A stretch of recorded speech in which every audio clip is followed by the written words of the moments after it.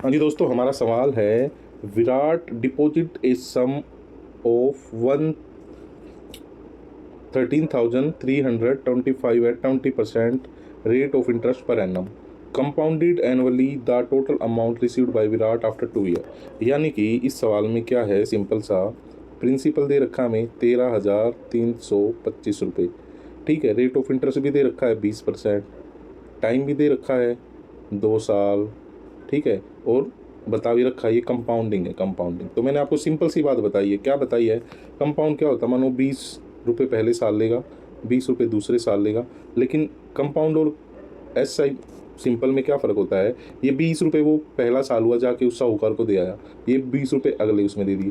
Compound में क्या होता है? ये 20 रुपये जिसने उधार लिए वो नहीं दे रहा, वो उसको यूज़ कर, उसके पास ही है, वो कह रहा है मैं सब इकट्ठा दूंगा एंड में। तो साहूकार कहता है कि भाई इकट्ठा नहीं, इकट्ठा देगा तो ये जो 20 रुपये मेरे बन रहे हैं तुझे इसके ऊपर भी ब्याज देना पड़ेगा। तो बस यही है कंपाउंड। तो 20 रुपये पे भी 20%, 20 का भी 20%, तो ये हो गया 4। तो 20, 20 और 4, 20, 20, 40 और 4, 44। तो 44% टोटल वो साहूकार उस कर्जदार से कमाएगा, 44%। ठीक है, लेकिन अब इसमें इंटरेस्ट पूछा होता तो आप डायरेक्ट इस अमाउंट का 44% निकाल देते। लेकिन इसमें इंटरेस्ट नहीं पूछा है, इसमें पूछा है मिश्र धन। ठीक है, टोटल अमाउंट पूछा है, तो वो कैसे निकलेगा?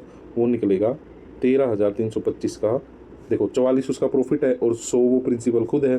टोटल अमाउंट पूछा है तो इसका 44% निकालो, फिर इसमें प्लस कर दो, या फिर आप इकट्ठा ही सीधा 144% निकाल के इसको सोल्व कर सकते हो। समझ रहे हो?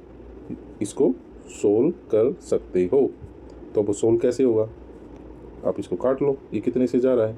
ये 25 और 4 तिये 12 और 4 छिक 24, 4 तिये 12, 4 छिक 24।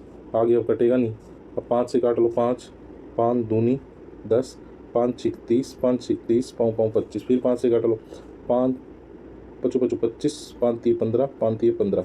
ये बचा और ये बचा, ये बचा और ये बचा। अब 533 को 36 से गुना करो। अब मैंने आपको एक चीज़ बताई है पिछले सवालों में, अब पूरी गुना मत करो। आप देखो यहाँ पे देखो, इकाई का अंक 4, 2, 6, 8। तो यहाँ से भी आप इकाई का अंक देख लो, 6 और 3 की गुना कर लो लास्ट की, 6 तिये 18, 18 का 8 इकाई का अंक आ जाएगा, एक कैरी चला जाएगा। यानी जिसके पीछे 8 है वही हमारा आंसर है, और इसके पीछे 8 है, यही हमारा आंसर है। ठीक है, चलिए मिलते हैं फिर नेक्स्ट सवाल में।